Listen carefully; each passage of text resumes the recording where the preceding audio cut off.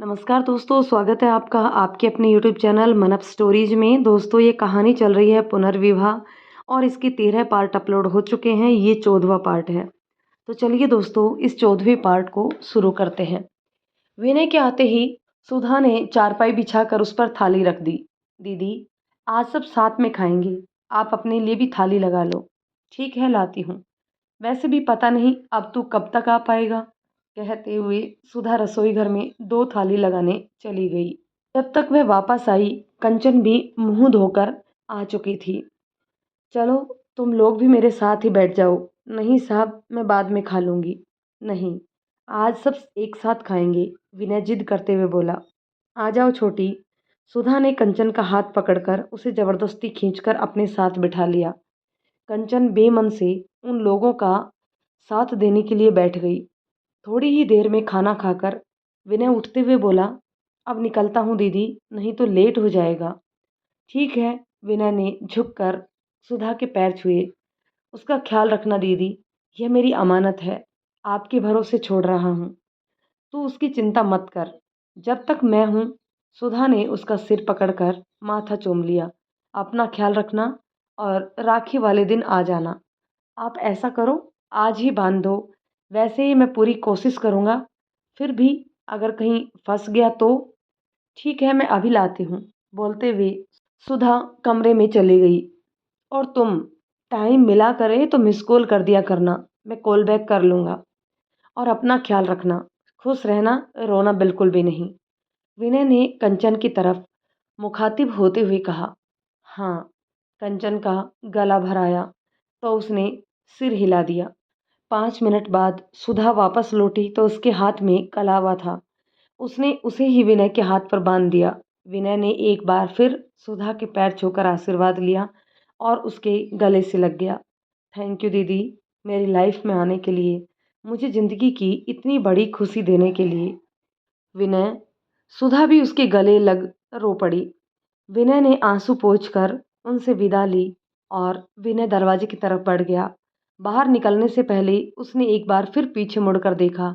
कंचन बरामदे में लगे खंबे के पीछे खड़ी आंसू बहा रही थी। उसने हाथ हिलाकर उनको बाय बोला और फुर्ती के साथ बाहर निकल आया। आज सारा दिन कंचन की आंखों से पानी नहीं रुका। रह रहकर विनय की हंसती हुई सूरत उसके सामने आ जाती। उसे ऐसा लग रहा था जैसे कोई उसके सीने का एक हिस्सा निकाल कर ले गया हो। वही हाल विनय का था। कंचन से दूर होने के एहसास से ही वह बेचैन हो उठता। शाम होने तक वह यहाँ आ गया था। एक तो नई जगह, ऊपर से कंचन से अलग होने का गम उसे चैन की सांस नहीं लेने दे रहा था। रात को बिना खाना खाए ही वह उदास मन से लेट गया। कंचन ने अभी तक कॉल नहीं किया था। शायद सब लोग आ गए होंगे, इसलिए उसे टाइम नहीं मिला होगा। उसने मन ही मन सोचा, मैं कंचन को कॉल नहीं कर सकता तो क्या हुआ, दीदी से तो बात कर ही सकता हूँ। विनय ने फटाफट फ़ोन लेकर सुधा का नंबर डायल कर दिया। कुछ देर रिंग जाने के बाद उधर से आवाज़ आई। हेलो। विनय, कैसा है? किस टाइम पहुँच गया था तू? और कैसा है? सुधा ने सवालों की झड़ी लगा दी। हाँ दीदी, मैं ठीक हूँ। शाम तक पहुँच गया था यहाँ। आप लोग कैसे हो? माँ बाबूजी वापस आ गए? आज नहीं आए, कल सुबह आएंगे। और कंचन कैसी है? कहाँ है वह? विनय ने उदासी से पूछा। वह छत पर गई है, आज सुबह से ही रो रही है। कितना भी समझाओ, समझती ही नहीं। क्या मेरी उससे बात हो जाएगी? विनय ने फिर पूछा। हाँ रुक, मैं अभी बुलाती हूँ। फ़ोन रखकर सुधा कंचन को बुलाने छत पर चली गई। थोड़ी देर बाद उधर से कंचन की आवाज़ आई। हेलो साहब, कैसे हो आप? कंचन ने आवाज़ को संयत करते हुए कहा। खुद से पूछ लो मैं कैसा हूँ। जैसी तुम हो वैसा ही मैं भी। ना मैं तुमसे अलग हूँ, ना तुम मुझसे। विनय कंचन की मनोजत दशा अच्छे से समझ रहा था। उधर से कंचन के सुबकने की आवाज़ें आ रही थी। हमारा रिश्ता दिल का है ना कंचन, विनय समझाते हुए बोला। अगर तुम दुखी रहोगी तो मैं कैसे खुश रह पाऊंगा? अगर तुम मुझे खुश देखना चाहती हो तो पहले अपने आंसू पोंछो। पहले आराम से खाना खा लो, उसके बाद सो जाना। आज रात पूरी नींद लेना जिससे आंखों की लालिमा खत्म हो। नहीं तो कल सभी लोग 100 सवाल करेंगे। फिर तुम क्या जवाब दोगी उन सबको? जी साहब, और खाना ढंग से खाना। दोबारा मैं तुम्हारी शिकायत नहीं सुनना चाहता। जी साहब, मैं खा लूँगी। आपने खा लिया? अभी नहीं। पहले तुम खा लो, उसके बाद कॉल करके बता देना जब मैं खाऊँगा। खा लूँगी साहब, पहले आप खा लो। ठीक है, मैं भी बाहर जा रहा हूँ। तुम अपनी थाली लगा लो, और तुम्हें मेरी कसम है कंचन, ढंग से खाना खाना। इतना बोलकर विनय ने फ़ोन काट दिया और शर्ट पहनता हुआ बाहर निकल गया। सब लोग घर आ चुके थे। विनय के जाने के बाद कंचन की जिंदगी फिर से पुरानी पटरी पर चलने लगी। बड़ी बड़ी आंखों में झांकती उदासी उसके चेहरे पर फिर से डेरा डाल चुकी थी। वह हमेशा गुमसुम रहती। उसकी दुनिया फिर से उस कोठरी तक ही सीमित हो गई थी। एग्जाम की डेट क्लियर होने के वजह से विनय लाख कोशिश करने के बाद भी रक्षाबंधन पर सुधा से मिलने नहीं आ पाया। सभी के लिए तो वह पहली वाली ही उदास और गुमसुम रहने वाली कंचन थी। कोई नहीं जानता था कि इस एक महीने में कंचन की जिंदगी में क्या क्या बदला है। बस सुधा ही थी जो उसकी परेशानी और उदासी का कारण अच्छे से समझती थी। जब भी कंचन को वक्त मिलता वह विनय से बात कर लेती। विनय की आवाज़ सुनकर ही उसके दिल को ठंडक मिल जाती। पर उसकी पढ़ाई में बिजी रहने के कारण उससे भी बातचीत हालचाल तक ही सीमित थी। इससे आगे न विनय के पास टाइम होता, न ही कंचन के। जब भी वह छत पर जाती, ज़्यादातर सीमा उसके संग होती। इसकी वजह से भी उसका विनय से बात करना नहीं हो पाया था। कुल मिलाकर कंचन की जिंदगी कुछ नई यादों और कुछ पुराने तानों के साथ कट रही थी। सामने की पुलिस चौकी में नया चौकी इंचार्ज आ गया था, वीर सिंह बुंदेला। करीब 24-25 साल का वीर सिंह एक नंबर का बेईमान और रिश्वतखोर इंसान था। विनय जितना मृदुभाषी, वीर सिंह उतना ही बदतमीज। पर जिस घर में भी जवान लड़कियां हो, वहां उससे ज़्यादा सभ्य कोई भी नहीं हो सकता। यही कारण था वीर सिंह ने आते ही 2-4 दिन में ही कंचन के यहाँ अपना मेलझोल बढ़ा दिया। कंचन के घर वालों को भी कोई परेशानी नहीं थी उसके आने जाने से। उसका व्यवहार, बात करने का तरीका सबको रास आता, सिवाय कंचन के। उसकी चुभती सी नज़रों से हमेशा वो बचने की कोशिश करती। फिर भी गाहे बगाहे कंचन से उसका सामना हो ही जाता। एक दिन वह घर आया। सासू माँ के कहने से कंचन उसे खुद चाय देने के लिए चली गई। वीर सिंह ने कप के साथ उसका हाथ भी पकड़ लिया। उस दिन कंचन खूब रोई। उसने विनय को फ़ोन करके सारी बात बता दी। विनय ने उसे जैसे तैसे करके चुप कराया और उससे दूर रहने की हिदायत दी। उस दिन से कंचन उससे दूर ही रहती। कुछ भी काम होता वह सुधा को ही भेजती, खुद कभी नहीं जाती। सुधा भी उसकी आदतों को समझती थी, इसलिए जितना हो सके कंचन को वीर सिंह के सामने नहीं आने देती। आखिर विनय कंचन की सारी जिम्मेदारी उसे ही तो देकर गया था। अमानत थी वह विनय की, उसके भाई की। इधर माँ बाबूजी को वीर सिंह इतना पसंद आया कि उन्होंने सीमा के लिए रिश्ते की बात चला दी। बेचारी कंचन उस इंसान से जितना दूर भागना चाहती थी, उतना ही वह परिवार के पास आता जा रहा था। मुसीबत यह थी कि विनय भी उसकी परेशानी को सुनने के अलावा कुछ भी नहीं कर सकता था। बार बार फोन की बजती घंटी से तंग आकर बर्तन साफ करती सुधा झुंझला कर उठी। साड़ी के पल्लू से हाथ पोंछती हुई वह फोन के पास पहुंची। स्क्रीन पर विनय का नंबर देख उसने कॉल उठा ली। बटन दबाते ही उधर से विनय की आवाज़ आई, हेलो दीदी, कहाँ थी? कब से कॉल कर रहा हूँ, उठा नहीं रही। विनय की आवाज़ में एक अलग ही खनक थी। क्या हुआ विनय, आज इतना खुश क्यों है? कोई खुशखबरी है क्या? सुधा ने खुश होकर पूछा। आपसे कुछ छुपा नहीं रह सकता सरकार, मेरी आवाज़ से ही जान लेती हो मैं खुश हूँ या दुखी। बहन हूँ तेरी, इतना भी नहीं समझूंगी? अच्छा बता क्या बात है? कंचन कहाँ है? विनय ने पूछा। वह रसोई साफ कर रही है। तो आप दोनों कहीं एकांत में पहुंच जाओ, गुड न्यूज़ है, पर सीक्रेट रखनी है, इसलिए एकांत ढूंढो जल्दी। ठीक है, अभी जाती हूँ, कहती हुई सुधा रसोई से कंचन को बुलाने चली गई। पूरे घर में सबसे ज़्यादा एकांत कंचन के कमरे में ही था और वो दोनों वहीं चली गई। आप बता क्या बात है? हम दोनों सुन रहे हैं। दीदी, मेरा सिलेक्शन हो गया है आईपीएस में। मतलब? सुधा और कंचन ने विस्मय से एक दूसरे की तरफ देखा। मैं पुलिस में बड़ा अधिकारी बन गया हूँ। कितना बड़ा? सुधा बोली। बहुत बड़ा दीदी। यह तो बहुत अच्छी बात है। तू खूब तरक्की करे। भगवान तेरी हर मुराद पूरी करे। सुधा ने खुश होते हुए कहा। बोलते बोलते खुशी से उसकी आंखों में आंसू आ गए तो वह फोन कंचन को देते हुए बोली, ले, कंचन से बात कर ले, मैं बाहर जाती हूँ।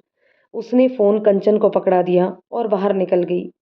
हेलो साहब। कंचन की मीठी सी आवाज़ विनय के कानों में घुलती चली गई। कैसे हो आप? मैं ठीक हूँ। तुम कैसी हो? मैं भी अच्छी हूँ। अच्छा सुनो, मैंने तुम्हें अपने एग्जाम के बारे में बताया था ना, उसमें मैं पास हो गया हूँ, वो भी पहली बार में। पता है, कंचन इस एग्जाम में पास होने के लिए सालों लग जाते हैं। ज़्यादातर लोग इसमें पास ही नहीं हो पाते। अब क्या होगा? कंचन मासूमियत से बोली। अरे मेरी भोली भाली सी दोस्त, अब मैं बड़ा अधिकारी बन जाऊंगा। जानती हो, यह सब तो मैं तुम्हारे लिए ही कर रहा हूँ। तुम्हें पाने के लिए मुझे इतनी ऊंचाई पर पहुंचना होगा जहां मुझे देखने के लिए लोगों का सिर ऊपर उठाना पड़े। तो क्या फिर आपकी ड्यूटी फिर से यहीं आ जाएगी? कंचन उतावलेपन से बोली।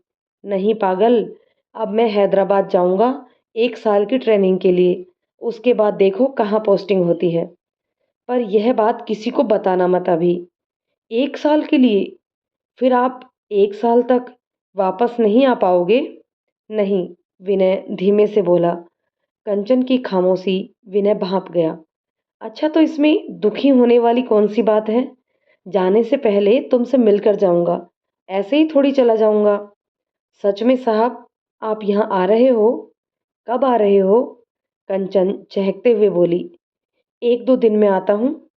पर तुम किसी से कुछ भी कहना नहीं। सुधा दीदी से भी नहीं बोलूं? उनसे बोल सकती हो। और किसी से मैं आपके बारे में कभी बात करती हूँ जो यह बोलूंगी? आप भी साहब कुछ भी बोलते हो। मुझे भोली बोलते हो। मुझसे ज़्यादा भोले आप हो। अच्छा साहब, बाहर कोई आ गया है, मैं फ़ोन रखती हूँ। आप जल्दी आना, मैं आपका इंतज़ार करूँगी। इतना बोलकर कंचन ने कॉल कट कर दी और फ़ोन छुपाकर कपड़े तह करने लगी। फ़ोन रखकर विनय कंचन की बात याद करके मुस्कुरा उठा। पागल लड़की, किससे बात कर रही थी छुप छुप कर? कंचन जी। वीर सिंह की आवाज़ कानों में पड़ी तो कंचन ने पीछे मुड़कर देखा। वीर सिंह दरवाजे से दोनों हाथ टिकाए खड़ा था। बात? किसी से नहीं। कंचन उसे इस तरह देखकर हड़बड़ा गई। यहाँ तो कोई है भी नहीं। जी, मैं फ़ोन की बात कर रहा हूँ। फ़ोन पर किससे बात कर रही थी? वीर सिंह कमरे में आ गया। उसके कमरे में आने से कंचन थोड़ा पीछे हट गई। मेरे पास फ़ोन नहीं है साहब जी। आपको कोई गलतफहमी हुई होगी। कंचन के कमरे में आती सुधा वीर सिंह की आवाज़ सुनकर ठिठक गई। यह यहाँ क्या कर रहा है? कहीं इसने कंचन की बात करते हुए देख तो नहीं लिया? वह मन ही मन बड़बड़ाई और जल्दी जल्दी कदम बढ़ाती हुई कंचन के कमरे में पहुंची। क्या हुआ साहब, कुछ चाहिए था क्या? नहीं भाभी जी, वह दरअसल आंटी जी के पास आया था। वहाँ कोई दिखा नहीं तो इधर से निकल आया। मुझे लगा कंचन जी किसी से बात कर रही हैं, वही पूछ रहा था, और कुछ नहीं। अरे, इसको तो अकेले में बड़बड़ाने की आदत है, और कुछ नहीं। सुधा बात बनाते हुए बोली। हो सकता है मुझे गलतफहमी हुई हो। अच्छा, आंटी जी नज़र नहीं आ रही, वह पड़ोस में गई हैं। ठीक है, फिर मैं बाद में आता हूँ। वीर सिंह कमरे से निकल गया तो कंचन ने चैन की सांस ली और धम से चारपाई पर बैठ गई। बहुत कमीना है, इससे अब और ज़्यादा सचेत रहना। सुधा ने कंचन के कंधे पर सांत्वना भरा हाथ रख दिया। तुम दोनों कितना भी झूठ बोल लो, पर मुझे पूरा यकीन है ये सफ़ेद गिलहरी किसी से तो बात कर रही थी, वह भी छुप कर। मतलब दाल में कुछ तो काला है। पता तो मैं लगा कर रहूँगा किससे चक्कर चल रहा है। जिस दिन पता चल गया ना, उस दिन देखूंगा कितना दूर भागोगी। तुम्हारा शिकार तो मैं करके रहूंगा सफेद गिलहरी। वीर सिंह धूर्तता से मुस्कुराया। दूसरे दिन सुबह से ही कंचन विनय का इंतजार कर रही थी। उसकी निगाहें बार बार दरवाजे पर जाकर अटक जाती। उसको इस तरह बार बार दरवाजे की तरफ देखता देखकर सुधा ने पूछा, क्या हुआ छोटी? आज किसका इंतजार हो रहा है? विनय आ रहा है क्या? जी दीदी, आज शायद साहब आ सकते हैं। कंचन के चेहरे पर शर्म और मुस्कुराहट एक साथ आ गई। अच्छा, तभी मैं कहूँ कि सुबह से यह बेचैन निगाहें दरवाजे पर क्यों टिकी हैं? वैसे थोड़ा संभल कर, सभी घर पर ही हैं। इस वक्त माँ जी ने देख लिया तो आफत हो जाएगी, सुधा समझाते हुए बोली। कंचन ने भी हाँ में अपना सिर हिला दिया। दोपहर होने से पहले ही विनय की बाइक आकर दरवाजे पर रुक गई। उसको बाइक से उतरता देख चंपालाल दौड़कर उसके पास आ गया। अरे सर, आप यहाँ? हाँ यार, मैं काफ़ी दिनों से दीदी आने के लिए बोल रही थी। रक्षाबंधन पर भी नहीं आ पाया था, इसलिए सोचा चलो घूम आता हूँ एक बार। विनय हेलमेट उतारते हुए बोला।